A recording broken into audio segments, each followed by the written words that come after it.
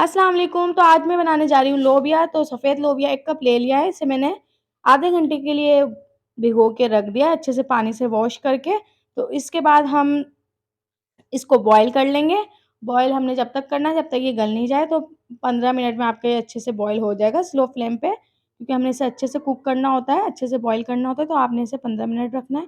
अब एक लोहे की कढ़ाई ले लेंगे। लोहे की कढ़ाई में ये होता है बनाने से कि टेस्ट अच्छा आ जाता है, सालन अच्छा बन जाता है। तो हाफ कप ऑयल ले लिया है और एक मीडियम साइज़ का प्याज़ ले लिया है। इसे मैंने इस तरीके से थोड़ी-सी बारीक कटिंग कर ली है। इसे फ्राई करेंगे हम 2 मिनट तक।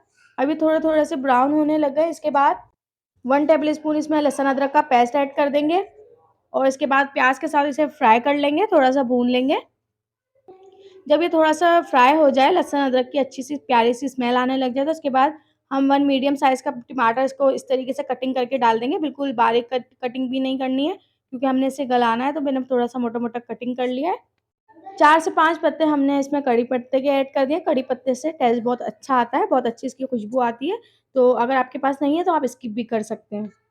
इसके बाद हम इसे भी मिक्स कर लेंगे और जब तक आप मुझे कमेंट सेक्शन में बताएँ आप मुझे कौन से कंट्री से देख रहे हैं, कहाँ से देख रहे हैं, अपने शहर का नाम कमेंट सेक्शन में बताएँ ताकि मैं आपका शुक्रिया अदा कर सकूँ। 1 टेबलस्पून हम इसमें सफ़ेद ज़ीरा ऐड कर देंगे, हाफ टी स्पून हम इसमें हल्दी पाउडर ऐड करेंगे, मिक्स कर लेंगे। 3 से 4 हरी मिर्ची ऐड कर देंगे। इस तरीके से 2 हिस्सों में मैंने इसकी कटिंग कर ली है। आप कम या ज़्यादा भी कर सकते हैं अपने टेस्ट के अकॉर्डिंग। इसके बाद 1 कप हम इसमें पानी शामिल करेंगे। पानी में जब उबाल आ जाए तो हम इसमें लोबिया ऐड कर देंगे जो हमने बॉयल किया था। अब लोबिया को हम मसाले के साथ अच्छे से भून लेंगे। अच्छे से हमने इसकी भुनाई करनी है। 5 मिनट तक हम इसे ढक के छोड़ देंगे ताकि जो मसाले हैं वो लोबिया में भी मिक्स हो जाए। पानी खुश्क हो चुका है, तो अब इसके बाद हमने इसकी अच्छे से भुनाई करनी है और पानी इसका खुश्क कर लेना है ताकि सारे मसाले एक साथ एडजस्ट हो जाएँ, सब मसालों में अच्छा-सा फ्लेवर आए, तो इसकी अच्छे से हमने भुनाई करेंगे।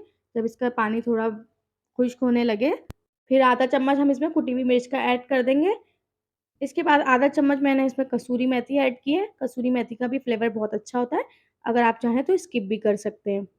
इसके बाद हम आधा नींबू लेंगे और नींबू निचोड़ देंगे। नींबू से फ्लेवर बहुत ही ज़बरदस्त आएगा, ये ज़रूर ऐड कीजिएगा, ये स्किप मत कीजिएगा।